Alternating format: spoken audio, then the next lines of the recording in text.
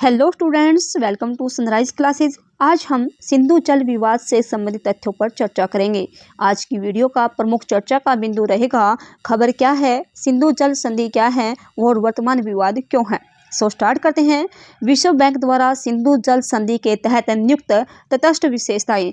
विश्व बैंक के द्वारा भारत और पाकिस्तान के बीच मतभेद पर निर्णय लेने के लिए सक्षम घोषित किया गया। भारत पाकिस्तान के बीच दो जल विद्युत परियोजनाओं के डिजाइन से जुड़े हुए मतभेद हैं, जो कि किशनगंगा जल विद्युत परियोजना, जो कि 2007 में झेलम नदी की सहायक नदी किशनगंगा पर स्थापित की गई थी। सेकंड है रतले जल विद्युत परियोजना, जो कि 2018 में चेनाब नदी पर कश्मीर में स्थापित की गई थी। यह फैसला दोनों देशों के बीच मतभेद पर आगे की चर्चा का मार्ग प्रशस्त करता है। बात करें सिंधु जल संधि क्या है, हस्ताक्षर और पक्ष की बात करें, यह संधि 19 सितंबर 1960 को भारतीय प्रधानमंत्री जवाहरलाल नेहरू और पाकिस्तान के राष्ट्रपति अयूब खान के बीच हुई थी। इसमें विश्व बैंक में मध्यस्थता की भूमिका अदा की और इसका मुख्य प्रावधान सिंधु नदी प्रणाली का वितरण किया गया। इसके तहत भारत को 3 पूर्वी नदियों व्यास, रावी, सतलुज का अप्रतिबंधित उपयोग प्राप्त हुआ और इसके साथ ही पाकिस्तान को 3 पश्चिमी नदियों सिंधु, चेनाब, झेलम पर नियंत्रण प्राप्त हुआ। अनुच्छेद 3 के अनुबंध 1 के तहत भारत को पश्चिमी नदियों के पानी का प्रवाह पाकिस्तान की ओर बनाए रखने का दायित्व दिया गया।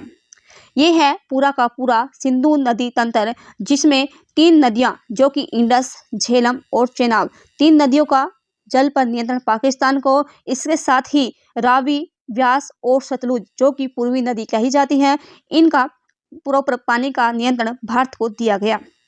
बात करें वर्तमान विवाद क्या है, पाकिस्तान किशनगंगा और रतले परियोजना के डिजाइन पर आपत्ति जताता है। उनका दावा है कि संधि का उल्लंघन करता है, भले ही नदी के प्रवाह पर आधारित परियोजनाएं यानी कि run of the river project है, जो नदी के प्राकृतिक प्रवाह में बाधा नहीं डालता। Run of the river project वो प्रोजेक्ट होते हैं जिसमें नदी के जल को रोका नहीं जाता, यानी कि प्रवाहित जल पर ही किसी प्रकार की परियोजना शुरू की जाती है। पाकिस्तान ने वर्ष 2010 में विश्व बैंक से मध्यस्थ न्यायालय बनाकर इस मुद्दे को सुलझाने की मांग की।